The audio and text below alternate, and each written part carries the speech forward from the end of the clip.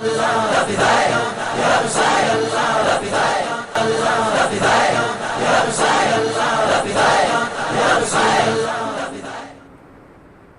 آپ کے سامنے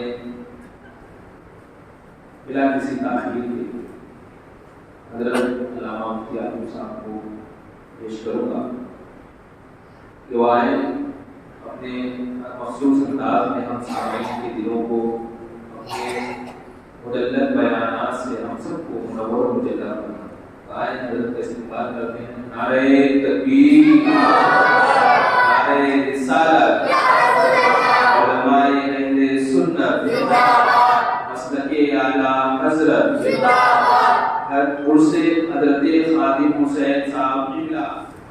الحمدللہ وکفا وسلام علی عبادہ الذین اصطفیٰ وعلی آلہ وصحبہ اہل الصدق والصفا. اشہد ان لا الہ الا اللہ وحدہ لا شریک لہ واشهد ان سيدنا ومولانا محمدا عبده ورسوله صلى الله عليه وعلى اله وصحبه وبارك وسلم ابدا. اما بعد فاعوذ بالله من الشيطان الرجيم. بسم الله الرحمن الرحيم. الا ان اولياء الله لا خوف عليهم ولا هم يحزنون. صدق الله العظيم وبلغنا رسوله النبي الكريم ونحن على ما قال ربنا من الشاهدين والشاكرين والحمد لله رب العالمين. إن الله وملائكته يصلون على النبي يا أيها الذين آمنوا صلوا عليه وسلموا تسليما. اللهم صل على سيدنا مولانا محمد وعلى الجود والكرم وآله وبارك وسلم صلاة وسلاما عليك يا رسول الله وعلى آلك وصحبك يا شفيعنا يوم الجزاء. الأما قہر ہے اے غوث وہ دکھا تیرا، ورگے بھی چین سے سوتا نہیں مارا تیرا. اور بادلوں سے کہیں رکتی ہے کڑکتی بجلی، ڈھالیں چھٹ جاتی ہے وہ ڈھلا ہے جو دیکھا تیرا. اور عکس کا دیکھ کے رخ اور بکھر جاتا ہے، چار آئینے کے بلکہ نہیں نیزا تیرا. اور اس کو صوفت صحابہ و فراغت اوڑھے تب کو ہو کر جو اترنے کو ہے ایمان تیرا. اور شاخ پہ بیٹھ کے جڑ کاٹنے کی فکر میں ہے، کہیں نیچا نہ دکھا دے تجھے شجرہ تیرا. حق سے بدرو کے زمانے کا بھلا بنتا ہے، ارے میں خوب سمجھتا ہوں معاملہ تیرا. اور شکر کے جوش میں جو ہے وہ تجھے کیا سمجھیں، خضر کے ہوش سے پوچھے کوئی رتبہ تیرا. دل آدھا کو رضا تیز نمک کی دھن ہے، ایک ذرا اور چھڑکتا رہے خامہ تیرا. اللہم صلی علی سیدنا و مولانا محمد معدن الجود والکرم وآلہ وبارک وسلم صلاة و سلاما علیک یا رسول اللہ وعلی آلہ وصحبہ یا شفیعنا یوم الجزاء. بہجت الاسرار شریف کی روایت ہے کہ سرکار غوث اعظم رضی اللہ تعالیٰ عنہ ایک دن اپنے مدرسے سے نکلے. راوی کہتے ہیں وہ خود بھی اللہ کے اکابر اولیاء میں سے ہے، سرکار غوث اعظم کے عقیدت مندوں میں سے ہیں. وہ فرماتے ہیں کہ میں بھی سرکار غوث اعظم کے ساتھ نکلا، لیکن ہمیشہ تو یہ ہوتا تھا کہ جب بھی سرکار غوث اعظم باہر نکلتے تو لوگوں کا مجمع آپ کے ارد گرد جمع ہو جاتا، لوگوں کا تانتا بن جاتا. لیکن آج جو بڑی عجیب بات میں نے دیکھی کہ سرکار غوث اعظم کی طرف کوئی توجہ نہیں کر رہا ہے. میں تنہا آپ کے پیچھے پیچھے چل رہا ہوں، اور میں ایک طرح خوش بھی ہوں کہ مجھے سرکار غوث اعظم کے قریب رہنے کا موقع مل رہا ہے. لیکن دوسری طرف مجھے اس بات پر بھی حیرت اور تعجب تھا کہ لوگ آج سرکار غوث اعظم کی طرف متوجہ کیوں نہیں ہو رہے ہیں. سرکار غوث اعظم بازار سے گزرے، بازار والے بھی اپنے کام میں مصروف تھے، کوئی بھی سرکار غوث اعظم کی طرف لپک کر نہیں آیا. میں پریشان ہوا کہ آخر کیا معاملہ ہے. ہمیشہ تو ایسا ہوتا تھا کہ جب آپ بازار سے گزرتے تھے تو لوگ اپنے کام چھوڑ کر، اپنی دکانیں چھوڑ کر آپ کی بارگاہ میں حاضر ہوتے اور آپ کا دیدار کرتے، آپ سے مصافحہ کرنے کے لیے بے چین ہو جاتے. اسی طرح چلتے رہے یہاں تک کہ جامع مسجد میں پہنچے. جب جامع مسجد میں پہنچے تو بھی لوگ آپ کی طرف متوجہ نہیں ہوئے. اچانک سرکار غوث اعظم نے مجھے دیکھا، مسکرائے اور اتنا ہوا کہ فوراً لوگ ہر طرف سے امٹ کر لوگوں کا سیلاب آیا سرکار غوث اعظم سے مصافحہ کرنے کے لیے، آپ کی زیارت کرنے کے لیے، آپ کے قریب آنے کے لیے. یہاں تک کہ لوگوں کی بھیڑ کی وجہ سے میں سرکار غوث اعظم سے بہت دور ہو گیا اور لوگ سرکار غوث اعظم سے اسی طرح جس طرح پہلے ملا کرتے تھے اور آپ پر نچھاور ہوا کرتے تھے اسی طرح پروانہ وار نچھاور ہونے لگے. جب میں بہت دور چلا گیا تو میں نے دل میں سوچا وہ پہلے والی حالت اچھی تھی کہ کم از کم مجھے قریب رہنے کا موقع تھا. سرکار غوث پاک نے مڑ کر میری طرف دیکھا اور ارشاد فرمایا کہ اے فلاں سن لے، پروردگار عالم نے مخلوق کے دلوں کو میرے قبضے میں دیا ہے. میں جب چاہتا ہوں ان کے دلوں کو اپنی طرف پھیرتا ہوں اور جب چاہتا ہوں اپنے سے ان کے دلوں کو پھیر دیتا ہوں.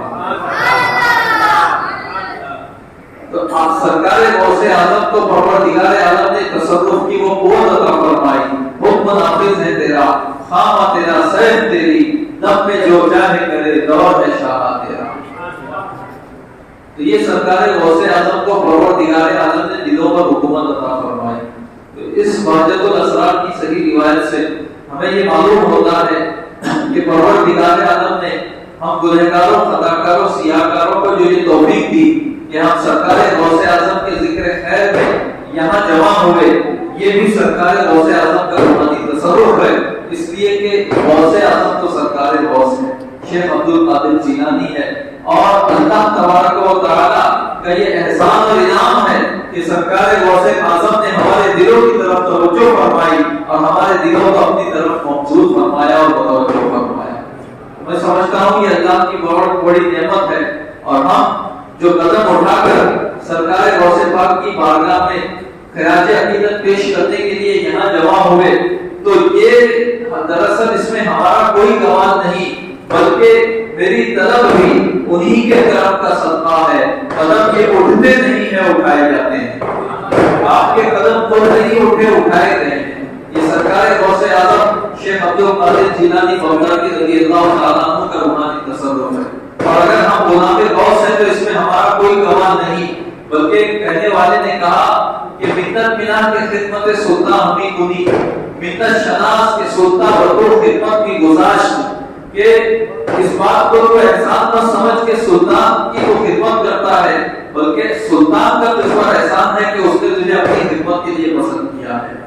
الحمدللہ یہ سرکار غوث اعظم کا ہم گنہگاروں پر کرم ہے کہ اس نے کہ انہوں نے ہمارے دلوں کو اپنی طرف متوجہ کیا اور پروردگار عالم کا یہ کرم خاص ہے جو سرکار غوث اعظم کی توجہ ہماری طرف مبذول ہوئی، پھر ہماری توجہ سرکار غوث پاک کی طرف مبذول ہوئی. اللہ تبارک و تعالی ہماری اس نسبت محبت کو قبول فرمائے اور اسے ہمارے لیے ذریعہ مغفرت و نجات بنائے. سرکار غوث اعظم شیخ عبد القادر جیلانی رضی اللہ تعالیٰ عنہ کا لقب ہے محی الدین، دین کو زندہ کرنے والا. اس کی وجہ تسمیہ میں خود سرکار غوث اعظم فرماتے ہیں جیسا کہ قلائد الجواہر اور بہجت الاسرار شریف میں روایت موجود ہے. فرماتے ہیں کہ میں 521 ہجری کو بغداد حاضر ہوا لمبے سفر سے. میں نے دیکھا کہ راستے کے کنارے ایک بوڑھا اور کمزور شخص جس کا چہرہ بدلا ہوا تھا کمزوری اور نقاہت کی وجہ سے، وہ راستے کے کنارے پڑا ہے، اتنا کمزور ہے کہ کھڑا نہیں ہو سکتا. اس نے مجھے آواز دی کہ اے عبد القادر میری مدد کرو. میں نے جیسے ہی اس کمزور اور لاغر شخص کو سہارا دیا اور کھڑا کیا تو دیکھتے ہی دیکھتے وہ تندرست و توانا ہو گیا. اس کے چہرے کا رنگ کھل گیا، اس کے بدن میں طاقت و توانائی دوڑنے لگی. میں بڑا حیران ہوا کہ ابھی یہ قریب المرء شخص تھا، ابھی اس میں طاقت نہیں تھی، زندہ لاش کی طرح تھا. اچانک یہ اتنا تندرست و توانا ہو گیا، اتنا خوبصورت ہو گیا، یہ کیا ماجرا ہے؟ تو اس نے کہا اے عبد القادر میں دین ہوں، میں دین اسلام ہوں اور تم نے مجھے زندہ کیا ہے اس لیے میں صحت مند ہو گیا. سرکار غوث پاک فرماتے ہیں کہ اس کے بعد میں آگے بڑھا اور مسجد میں پہنچا. جیسے ہی میں مسجد میں پہنچا ایک شخص دوڑا ہوا آیا اور میرے قدم پکڑ کر کہنے لگا یا سیدی محی الدین عبد القادر جیلانی، اے میرے آقا محی الدین دین کو زندہ کرنے والے عبد القادر جیلانی. پھر لگاتار لوگ میرے پاس آنے لگے، میرے ہاتھوں کو چومنے لگے اور مجھے یا شیخ یا محی الدین کہہ کر مخاطب کرنے لگے. یہ پہلا موقع تھا کہ جب اللہ نے اپنی مخلوق کی زبان سے اس لقب کے ذریعے مجھے یاد کیا. اس کے بعد سے ساری دنیا میں میرا یہ لقب مشہور ہوا. تو سرکار غوث اعظم کو اللہ تبارک و تعالی نے عالم مثال میں دین دکھایا. یہ عالم مثال میں تھا. جس طریقے سے بعض روایتوں میں آیا ہے کہ ایک شخص اسے کچھ ڈاکوؤں نے پکڑ لیا اور چاہا کہ قتل کرے.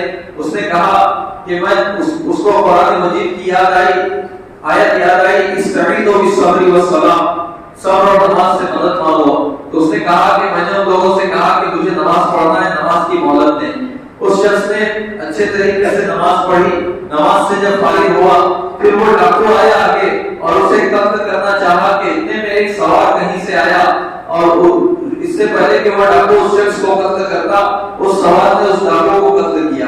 اس طرح اس شخص کی جان بچی جس نے نماز پڑھی تھی. اس نے پکار کر سوار سے کہا کہ جاتے جاتے یہ تو بتاؤ تم کون ہو تاکہ تمہارے حق میں دعا کرو. تو اس نے کہا کہ میں تمہاری نماز ہوں جو تم نے ابھی ابھی پڑھی. اللہ نے مجھے انسان کی شکل میں تمہاری مدد کے لیے بھیجا. اس کے بعد وہ شخص وہ نماز جو انسانی شکل میں آئی تھی وہ آنکھوں سے اوجل ہو گئی. اس حدیث سے معلوم ہوتا ہے کہ پروردگار عالم چاہے تو وہ ہمارے اعمال کو بھی اور اس طرح کی چیزوں کو بھی انسانی شکل دے سکتا ہے. ان اللہ علی کل شیء قدیر.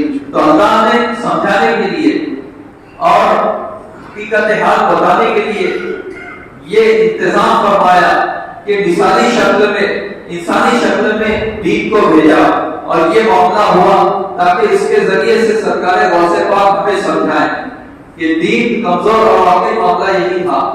آپ اس وقت کی تاریخ پڑھیں. بغداد شریف میں سرکار غوث اعظم رہنا نہیں چاہتے تھے. جیسے ہی مدرسے کی چھٹی ہو جاتی آپ بغداد چھوڑ دیتے، ویرانوں میں چلے جاتے اور جب آپ فارغ التحصیل ہو گئے فوراً بغداد سے باہر چلے گئے ویرانوں میں. جب آپ کو حکم ہوا کہ بغداد جاؤ اور خلق خدا میں فیض پہنچاؤ تو اس وقت بھی سرکار غوث اعظم نے یہی کہا تھا کہ مجھے اپنے دین کا خطرہ ہے. ایسا کیوں کہا تھا؟ اس لیے کہ اس وقت بے رحمی عام تھی. اس وقت بغداد میں اور عالم اسلام کے دوسرے شہروں میں شریعت کو علی اعلان پامال کیا جا رہا تھا. اللہ کے احکام کا کھلا مذاق اڑایا جا رہا تھا. گمراہی، بد مذہبی اور بدعقیدگی بڑی تیزی کے ساتھ عوام میں پھیلی ہوئی تھی اور عوام تو عوام علماء کے حالات بگڑے ہوئے تھے اور ہر طرف دین کے خلاف لوگ عمل کر رہے تھے اور غیر شرعی چیزوں کو شرعی جواز زبردستی پہنا کر پیش کر رہے تھے. ایسے وقت میں گویا کہ دین کمزور ہو گیا تھا. لوگوں کا دین اور ایمان کمزور ہو چکا تھا. ایسے وقت میں ضرورت تھی کہ کوئی ایسا مصلح پروردگار عالم کی طرف سے پیدا ہو جو دین کو دوبارہ تازہ کرے، دین کو دوبارہ زندہ کرے. اللہ تبارک و تعالی نے سرکار غوث اعظم کے ذریعے یہ کام کیا. چنانچہ جب سرکار غوث اعظم نے واعظ کہنا شروع کیا تو دیکھتے ہی دیکھتے مخلوق کا تانتا بننے لگا اور جگہیں کم پڑنے لگی. بڑے سے میدان میں سرکار غوث اعظم کی کرسی خطابت لگنے لگی اور ہر واعظ میں ہفتے میں تین بار واعظ ہوتا. ہر واعظ میں کچھ ایسے یہود و نصارا ہوتے جو توبہ کر کے کلمہ پڑھ دیتے. ہر واعظ میں کچھ ایسے گمراہ اور بد مذہب اور بددین ہوتے جو توبہ کر کے سنی مذہب اختیار کرتے. ہر واعظ میں کچھ ایسے ڈاکو اور قاتلین ہوتے جو توبہ کر کے متقی بن جاتے.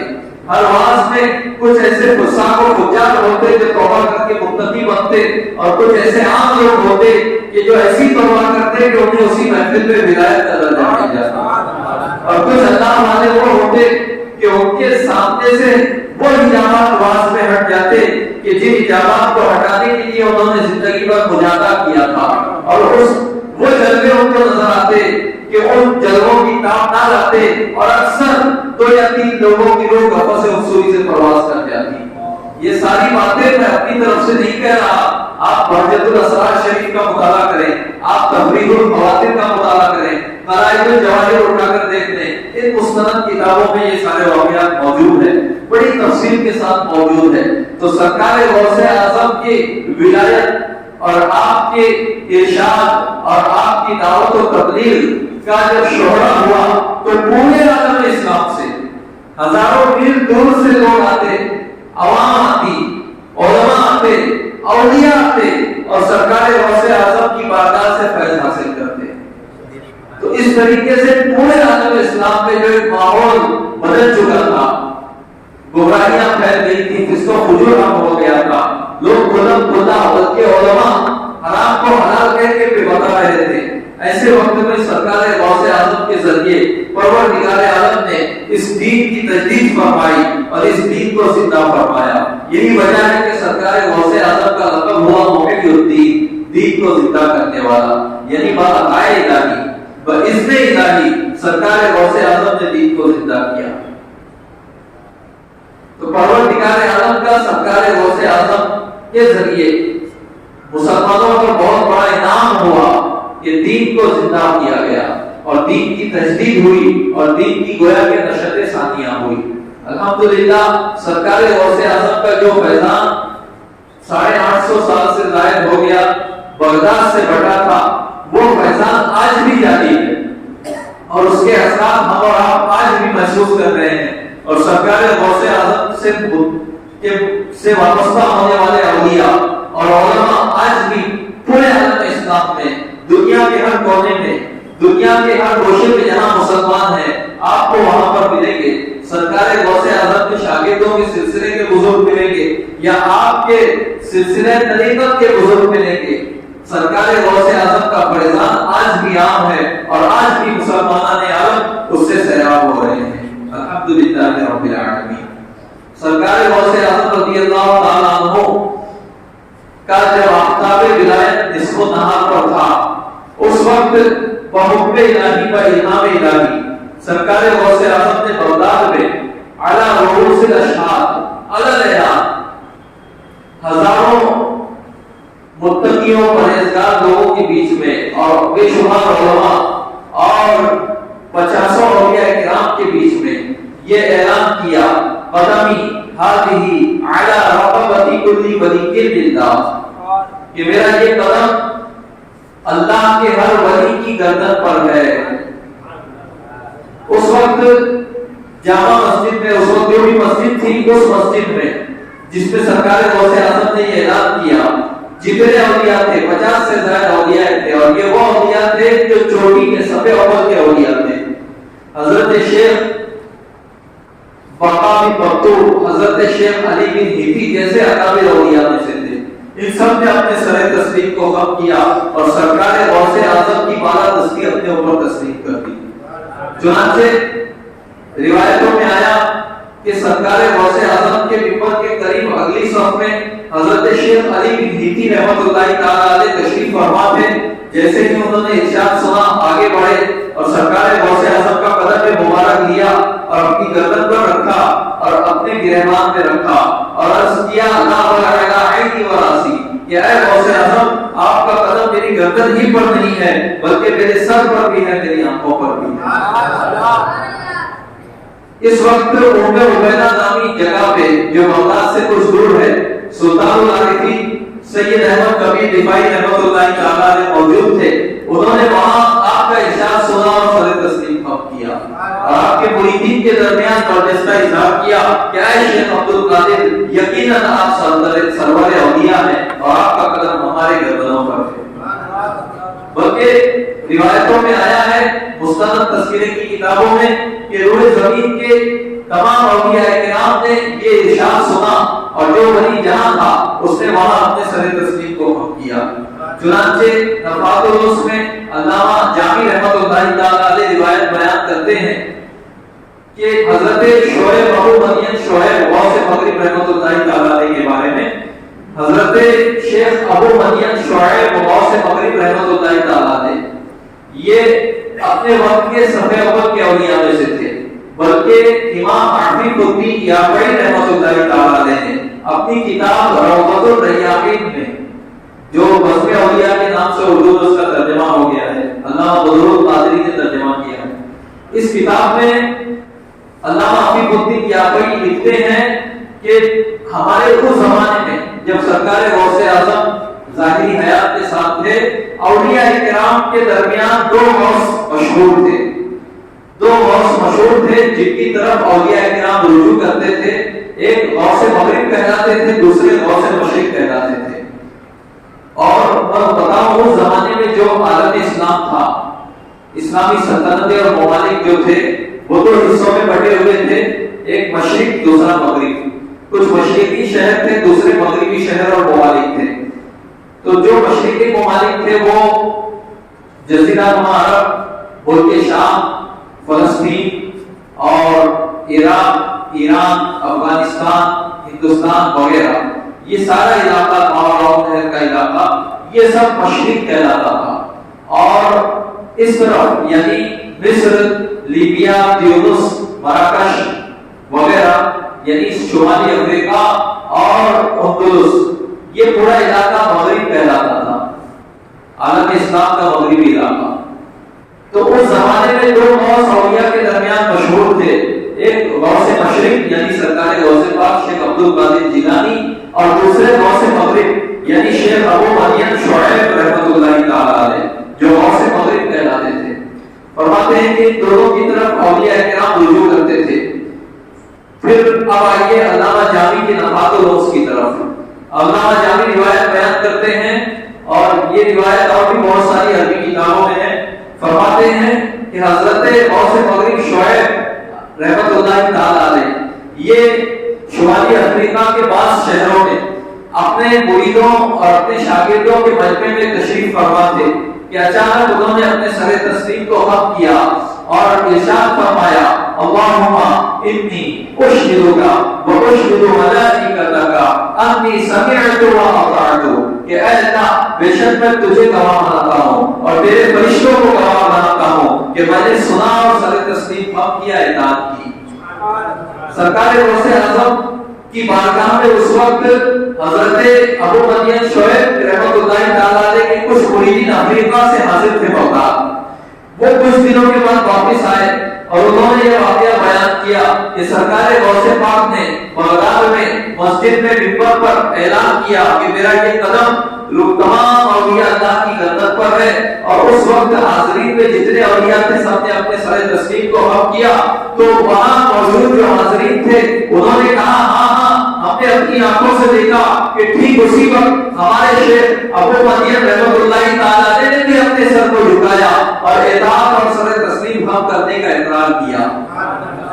اسی لیے اعلیٰ حضرت امام اہل سنت فرماتے ہیں، مزرعے چشت و بخارا وہ علاق و اجمیر، کون سی عشق پہ برسا نہیں جھالا تیرا، اور کس گلستان پر نہیں فصل بہاری سے نیاز، کون سے سلسلے میں فیض نہ آیا تیرا، اور راج کس شہر میں کرتے نہیں تیرے خدا، باج کس نہر سے لیتا نہیں دریا تیرا۔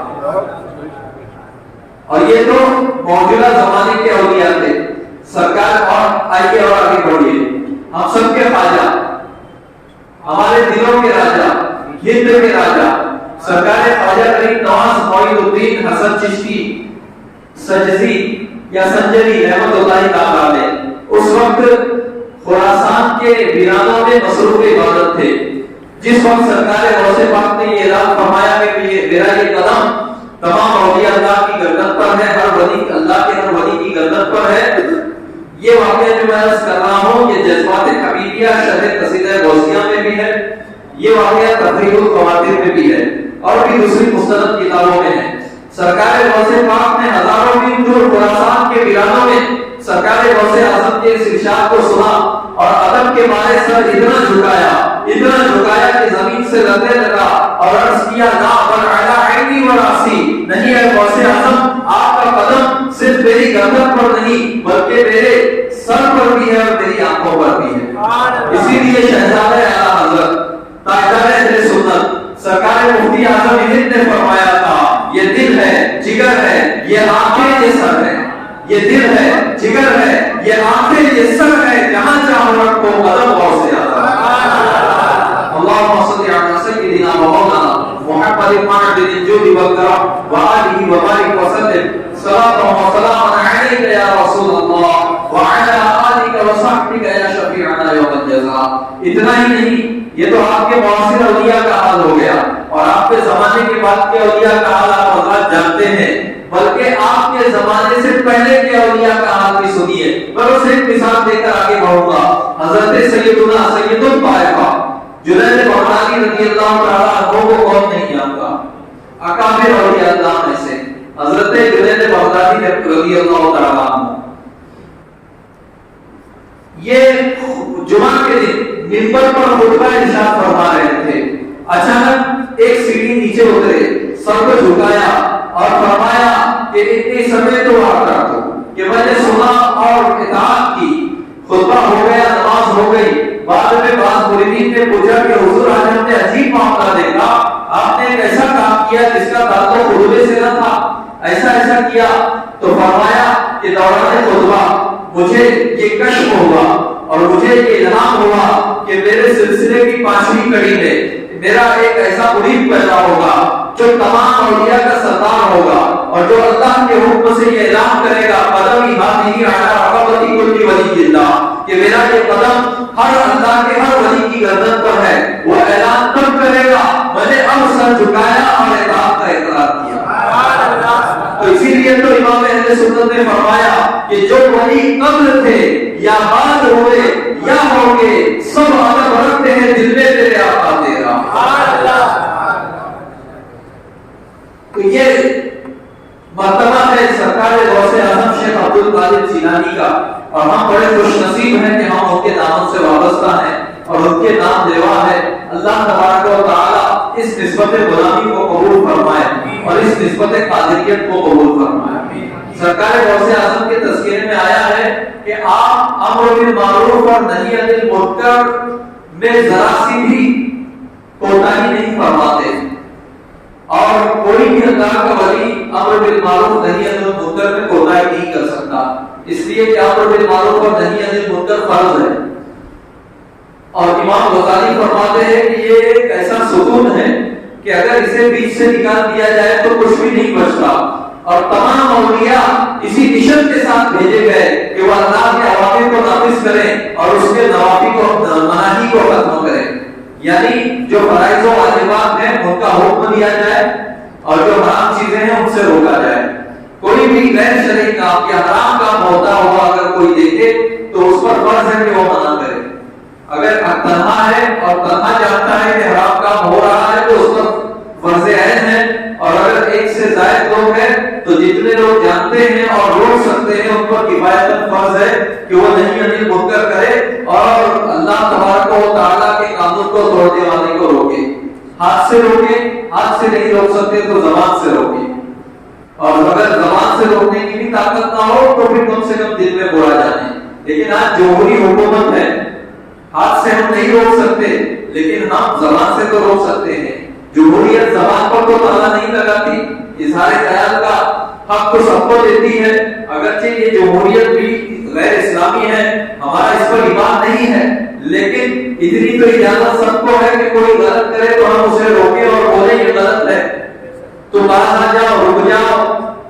ہاتھ سے نہیں روک سکتے، زبان سے تو روک سکتے ہیں. مگر بڑے افسوس کی بات ہے کہ کسی کو کچھ پڑی نہیں ہے، اعلانیہ اللہ کے احکام کو پابند کیا جاتا ہے مگر کسی کے کاموں پر جو نہیں دیکھتی.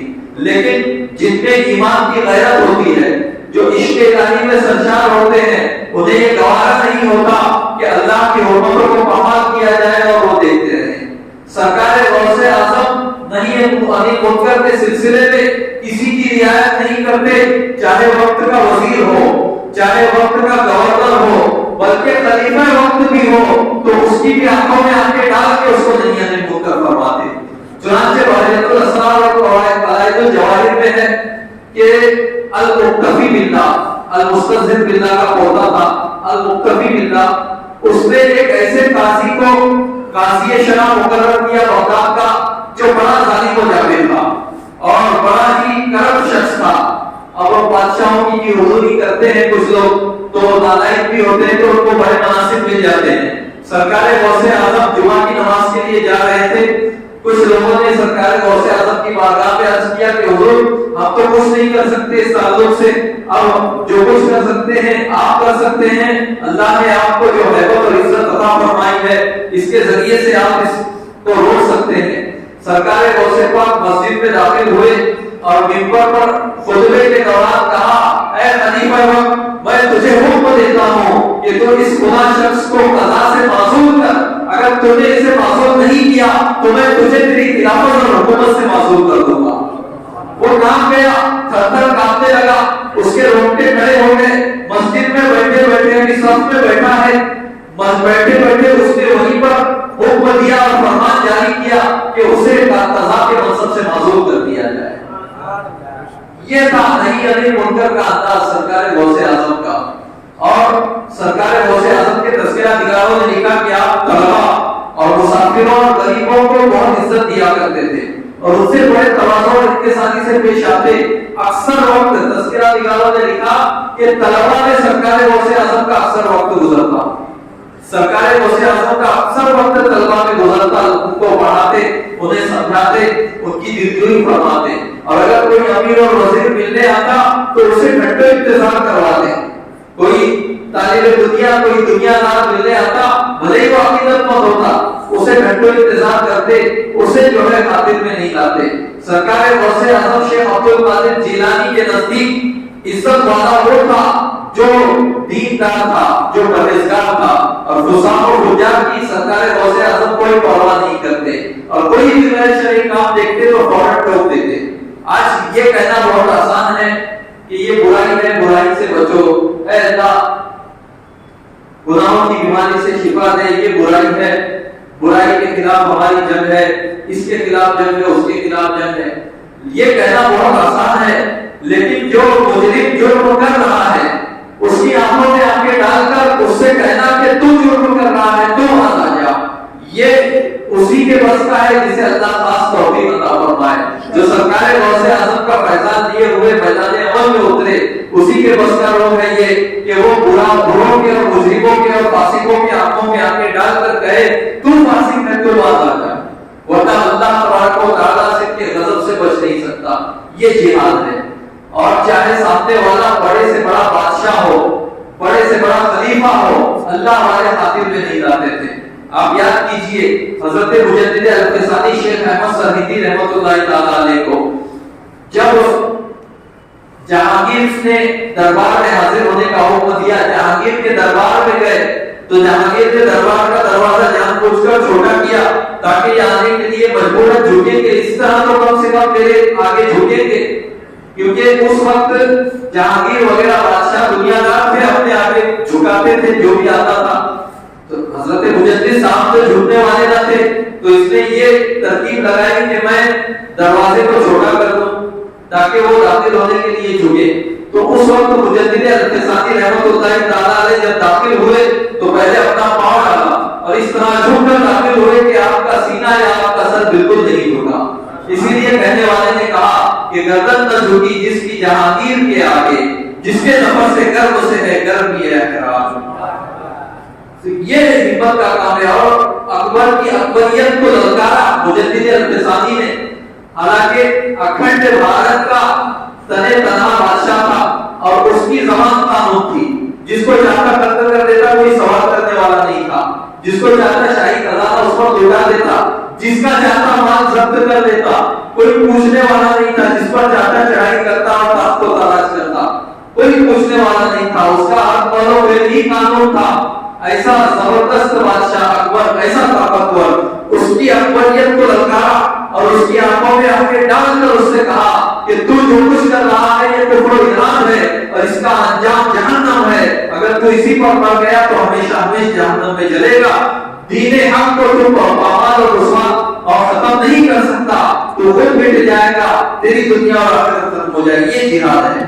حضور علیہ السلام نے فرمایا افضل الجہاد کلمۃ حق عند سلطان جائر. یہ سب سے افضل جہاد ظالم بادشاہ سے حق بات کہنا ہے جو اس کی مرضی اور پسند کے خلاف ہو. حضور سرکار مفتی اعظم رحمۃ اللہ تعالی علیہ نے ایمرجنسی کے زمانے میں, اس وقت اندرا گاندھی کا چٹھی بولتا تھا, اور Indira is India, India is Indira کے نعرے لگتے تھے، اور بڑی طاقتور لیڈر تھی اس وقت، اپوزیشن بھی اس سے کانپتی تھی اور اس کی مٹھی میں تھی۔ اس وقت اس نے نسبندی کا فرمان جاری کیا کہ ہر شخص پر لازم ہے کہ وہ نسبندی کرے 2 بچوں کے بعد، اس سے زیادہ اور جبرن کروایا نہیں جا رہا تھا۔ اس وقت نسبندی کے خلاف فتویٰ دینے کے لیے، نسبندی غیر اسلامی ہے، نسبندی کے خلاف فتویٰ دینے کے لیے مسلمانوں نے فتویٰ دینے کے لیے بڑے بڑے دارالفتاؤں کا رخ کیا۔ دارالعلوم دیوبند میں بھی استفتاء گیا، ندوۃ العلماء میں بھی استفتاء گیا، دوسرے دارالعلوم، دوسرے بڑے بڑے فتوے کے مراکز میں استفتاء گیا۔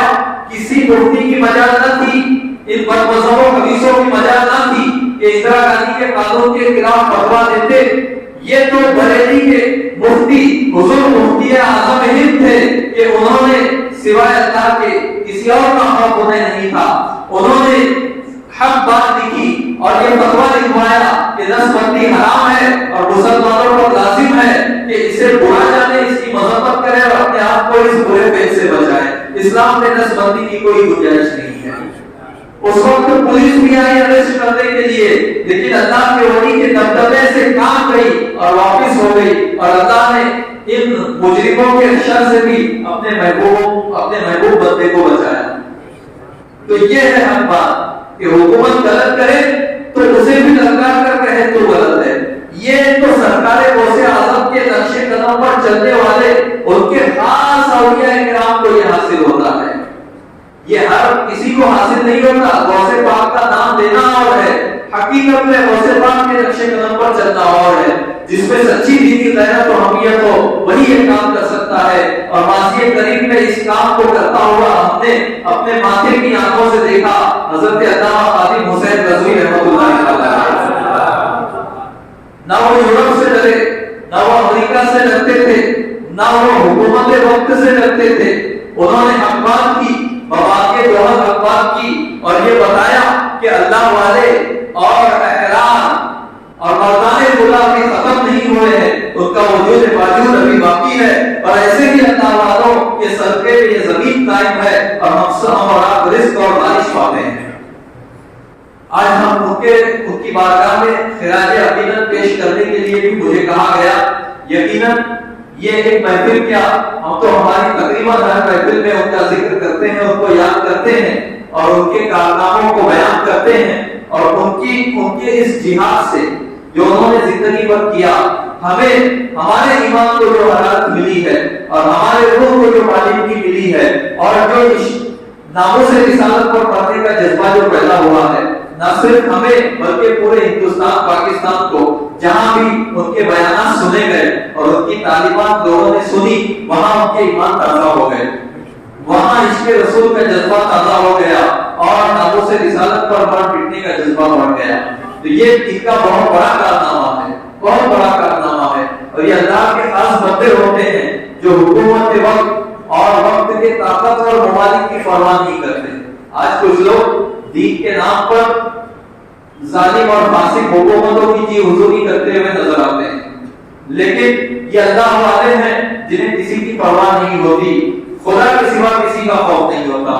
بنے خطبہ مسنونہ کے بعد اس آیت کریمہ مبارکہ کی تلاوت کا شرف حاصل کیا، پروردگار عالم نے فرمایا الا ان اولیاء اللہ لا خوف علیہم ولا هم یحزنون، خبردار اللہ کے ولیوں کو نہ کوئی خوف ہے اور نہ غم ہے، لہم البشریٰ فی الحیاۃ الدنیا وفی الآخرہ، ان کے لیے دنیا کی زندگی میں بھی بشارت ہے، آخرت میں بھی بشارت ہے۔ حضرت امام احمد ابن حنبل نے فرمایا تھا کہ حق اور باطل کا فیصلہ تو ہمارے جنازے کریں گے۔ ہم نے ماضی میں ہماری زندگی میں 2 بڑے جنازے دیکھے، ایک حضور تاج شریعہ کا جنازہ دیکھا اور ایک حضرت علامہ خادم حسین رضوی رحمۃ اللہ تعالی علیہ کا جنازہ دیکھا۔ ہم نے ایسا جنازہ نہ ہماری زندگی میں دیکھا، نہ پچھلوں سے سنا کہ ایسا اتنی بڑی تعداد میں جنازے ہوئے۔ تو یہ اس بات کی دلیل ہے کہ اللہ تبارک و تعالی نے اپنے ان خاص بندوں کو قبولیت عام عطا فرمایا اور لوگوں کے دلوں میں ان کی حکومت بنائی اور لوگوں کے دلوں میں ان کی محبت کی شمع جلائی۔ یہی وجہ ہے کہ خلق خدا ان سے محبت کرتی ہے۔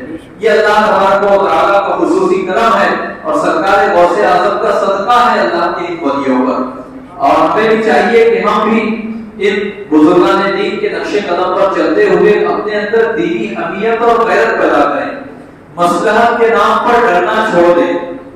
آج ہم ڈر جاتے ہیں تو اسے مصلحت کا نام دیتے ہیں، مصلحت کے نام پر ڈرنا چھوڑ دیں اور امر بالمعروف اور نہی عن المنکر میں کوئی فرق گزارش نہ چھوڑے، کوئی سستی اور کوتاہی نہ کرے۔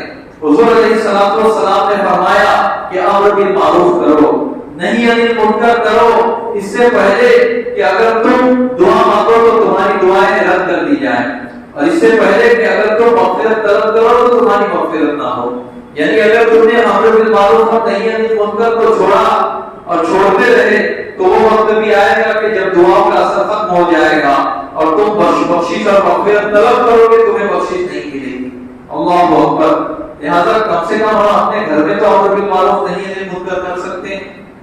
کتنے لوگ ہیں جن کی حکومت اپنے گھر پر چلتی ہے؟ آپ سب اپنے گریبان پہ ہاتھ ڈالیں، ہر کوئی سوچے کسے کتنا اختیار ہے، اور سب کو اختیار ہے الحمدللہ۔ ہر ایک کو اپنے گھر پر تو کم سے کم، گھر پر نہیں تو اپنی ذات پر تو اختیار ہے۔ شروعات کو اپنی ذات سے کرے، پہلے اپنے نفس کی سرزنش کرے، اپنے نفس پر امر بالمعروف اور نہی عن المنکر کرے، اپنی بیوی پر کرے، اپنے بچوں پر کرے، اپنے گھر میں کوئی بھی غیر شرعی کام ہوتا دیکھے تو اسے روکے۔ ہر بار غصہ ہونا ضروری نہیں ہے، کبھی نرمی سے کہنے سے بھی سامنے والا باز آ جاتا ہے، لیکن حال یہ ہے کہ آج لوگ کچھ کہتے ہی نہیں ہیں، نرمی سے بھی نہیں کہنا چاہتے، بلکہ بعض اوقات تو جان بوجھ کر چشم پوشی کرتے ہیں، اور بعض اوقات تو غلط کرنے والے کی غلطی میں مددگار بن جاتے ہیں۔ گھر میں بچے ضد کر رہے ہیں ٹی وی چاہیے، باپ بچوں کی ضد کے آگے کہتا ہے کہ میں مجبور ہوں، حالانکہ کوئی مجبوری نہیں ہوتی، مالک تو وہ ہے، روٹیاں تو اس کا جا رہا ہے، ٹی وی گھر میں لے آتا ہے۔ گھر میں عورتیں بے پردہ ہو رہی ہیں، کوئی روک ٹوک نہیں ہے، سختی نہیں ہے۔ گھر کی عورتیں باہر نکلتی ہیں، بے پردہ ہوتی ہیں، بیوی بے پردہ ہو کر نکلتی ہے، شوہر کو کوئی پرواہ نہیں، بہن بے پردہ ہو کر نکلتی ہے، بھائی کو کوئی پرواہ نہیں، بیٹی بے پردہ ہو کر نکلتی ہے، باپ کو کوئی پرواہ نہیں۔ یاد رکھنا حضور علیہ الصلوۃ والسلام نے فرمایا دیوس ہے وہ شخص کہ جسے اپنے محارم پر غیرت نہ آئے، دیوس ہے۔ اور دیوس کون ہے؟ آپ نے سنا ہوگا کہ فلاں فلاں امت کے اتنے لوگوں کی مغفرت ہو جاتی ہے، یہ ساری بشارتیں آپ نے سنی ہوگی۔ علماء فرماتے ہیں کہ ایسی بشارتوں سے دیوس خالد ہے، اسے اولیاء اللہ کی نہ دعا نصیب ہوتی ہے اور نہ ہی اس طرح کی مبارک راتوں میں جب عام لوگوں کی مغفرت ہوتی ہے تو اسے اس شامل کیا جاتا ہے۔ یہ حال ہے۔ تو مسلمانوں غیرت پیدا کرو، حمیت پیدا کرو، اور ناموس رسالت کی حفاظت میں اگر کچھ کر سکتے ہو تو کرو۔ حضور علیہ الصلوۃ والسلام کی عزت اور عظمت کے لیے جو کر سکتے ہو کرو، اس لیے کہ جو ہم کر سکتے ہیں اگر ہم نے وہ نہیں کیا تو اس کا ہم سے حساب ہوگا، جو نہیں کر سکتے تو اس کا حساب نہیں ہوگا، لیکن جو کر سکتے ہیں وہ بھی نہ کیا تو پھر حساب ہوگا۔ حضرت علامہ قاضی حسین رضوی رحمۃ اللہ تعالی علیہ کی تعلیمات سے ہمیں عبرت حاصل کرنی چاہیے، سبق لینا چاہیے، اور ان کے بتائے گئے طریقوں کے مطابق ہمیں زندگی گزارنی چاہیے تاکہ ان اولیاء اللہ کا فیضان ہم پر جاری ہو اور ہم سچے قادری بنیں۔ وصلی اللہ علیہ سیدنا محمد و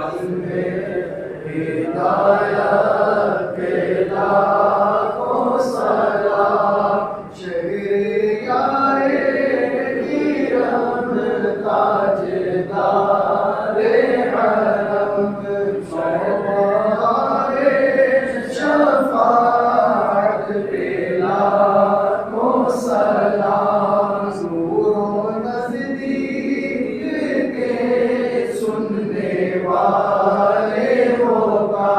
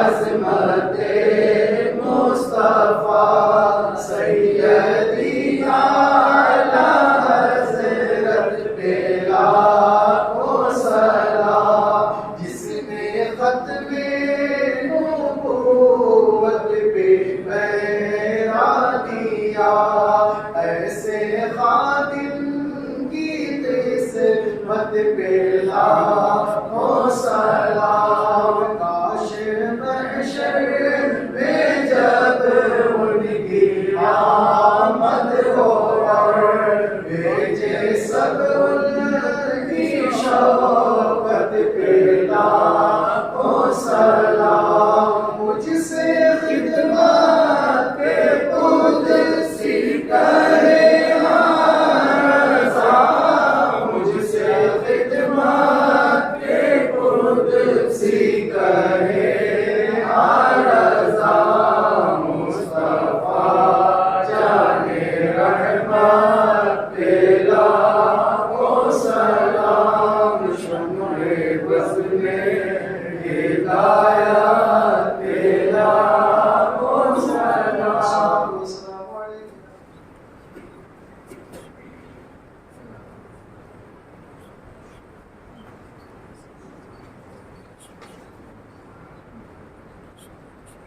الحمدللہ رب العالمین، صلی اللہ علیہ وآلہ وسلم۔ یا اللہ، یہاں پر جو کچھ تیرا تیرے پیاروں کا ذکر خیر ہوا، صلاۃ و سلام پڑھا گیا، محمد نام پڑھی گئی، جو بھی تقریر ہوئی، جو نیاز حاضر ہے، سب کو قبول فرما۔ سب کا ثواب تیرے حبیب پاک صلی اللہ علیہ وسلم کی بارگاہ میں نظر ہے۔ ان کے صدقے میں جملہ انبیاء کرام، اولیاء کرام، صحابہ، تابعین، تبع تابعین اور سارے بزرگان دین کو اس کا احسان ثواب ہو۔ خاص کر اشرف مبشرہ اور اہل بیت اجمعین کو اس کا احسان ثواب ہو۔ ائمہ مجتہدین کو اس کا احسان ثواب ہو۔ خاص کر تقدیر نورانی سرچشمہ سلطانی میرا شیخ ابو محمد محی الدین عبد القادر جیلانی رضی اللہ عنہ کو اس کا احسان ثواب ہو۔ اور 4 اقطاب میں بقیہ 3 اقطاب یعنی حضرت سید احمد کبیر رفاعی، حضرت شیخ سید احمد بدوی اور حضرت شیخ سید ابراہیم دستوقی رضی اللہ عنہ اجمعین کو اس کا احسان ثواب ہو۔ سرکار خواجہ فرید نواز رضی اللہ عنہ کو اس کا احسان ثواب ہو۔ خواجہ نظام الدین اولیاء، خواجہ قطب الدین بختیار کاکی، خواجہ بہاؤالدین نقشبندی، سرکار مخدوم اشرف جہانگیر سنگانی اور ہندوستان کے دیگر اکابر اولیاء کو اس کا احسان ثواب ہو۔ مشائخ مارہرہ کو اس کا احسان ثواب ہو۔ مشائخ بریلی خصوصاً اعلیٰ حضرت امام اہل سنت حضور مفتی اعظم حضور طاہر شریعہ وغیرہ کو اس کا احسان ثواب ہو۔ میونٹی میں آرام فرما بزرگان دین کو اس کا احسان ثواب ہو۔ خاص کر حضرت دیوان شاہ بابا رحمۃ اللہ تعالی علیہ اور ان کے اطراف میں مدفون اولیاء کرام کو اس کا احسان ثواب ہو۔ اللهم بلغهم فضلا على فضلهم وشرفا على شرفهم وكرامة على كراماتهم وأفض يا مولانا من فيوضهم وابدلنا بمددهم۔ اللهم اجعلنا من الآمنين، اللهم اجعلنا من أوليائك المتقين المحبوبين المحبين، وأمتنا على الإيمان، وارزقنا شفاعة حبيبك المصطفى خير الأنام، وصلى الله على سيدنا محمد وعلى آله وصحبه أجمعين۔ إن الله وملائكته يصلون على النبي يا أيها الذين آمنوا صلوا عليه وسلموا تسليما۔ اللهم صل على سيدنا ومولانا محمد معدن الجود والكرم وآله وبارك وسلم صلاة وسلاما عليك يا رسول الله۔ ألا إن أولياء الله لا خوف عليهم ولا هم يحزنون الذين آمنوا وكانوا يتقون۔ سبحان ربك رب العزة عما يصفون وسلام على المرسلين والحمد لله رب العالمين۔ آپ معمار ملت چینل کو سبسکرائب کریں، لائک کریں اور اپنے مفید مشوروں سے، کمنٹ سے، مثبت کمنٹ سے ہمیں نوازیں۔ آپ سے گزارش ہے کہ اس چینل کو زیادہ سے زیادہ سبسکرائب کریں تاکہ ہم ہمارے پیغام کو دنیا کے کونے کونے تک پہنچا سکیں۔